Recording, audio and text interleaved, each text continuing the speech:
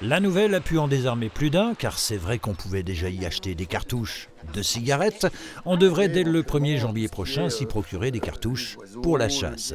Annonce faite récemment par le ministère de l'Intérieur pour faciliter l'accès des chasseurs aux munitions, notamment en zone rurale, mais pas seulement, et sous certaines conditions.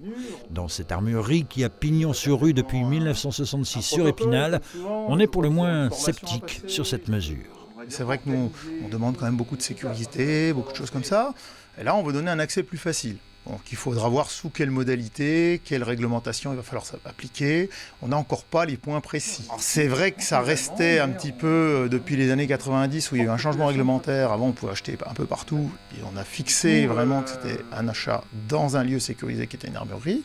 Aujourd'hui, c'est vrai qu'on voit que ce domaine, on essaye un petit peu de l'amender, de donner des droits à d'autres personnes, peut-être pour compléter ce qu'ils ont perdu d'un autre côté. C'est un peu le cas des buralistes, qu'on voit qui, tous les ans, perdent un petit peu de clientèle ou pour lesquels on pose de plus en plus de problèmes.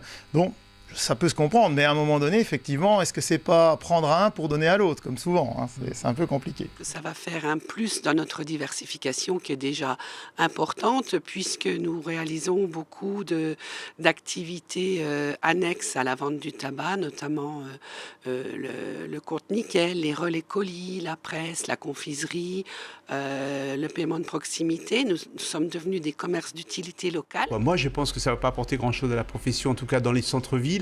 Peut-être que dans les campagnes, un peu plus, mais nous, ça ne va pas nous sauver nos commerces de vendre des munitions. Ça fait bien rigoler nos clients qui, depuis 2 jours, nous demandent à chaque fois, plusieurs fois par jour, des cartouches. Ils nous demandent si on va les mettre à côté de nos cigarettes ou pas, quoi. Mais ça fait plus parler, mais je ne pense pas que à Épinal, par exemple, il y ait beaucoup de buralistes qui fassent des cartouches. Ils sont 153 buralistes dans les Vosges, dont 30% exercent dans des communes de moins de 3500 habitants.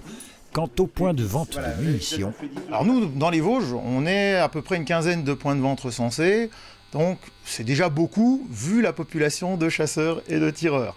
Après, voilà, je pense que le maillage est suffisamment serré pour permettre que chacun, chasseur ou tireur, puisse se fournir ses munitions facilement.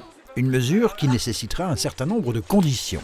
Il y aura un encadrement très strict à cette vente et qu'il y aura aussi une formation à réaliser sur 2 jours de temps. Et après, ce sera soumis à l'appréciation du préfet du département. Les professions concernées attendent pour l'heure davantage de précisions sur la mise en œuvre de cette mesure, qui concernerait donc les munitions de catégorie C et D, réservées à la chasse, et imagine notre armurier spinalien au tir sportif.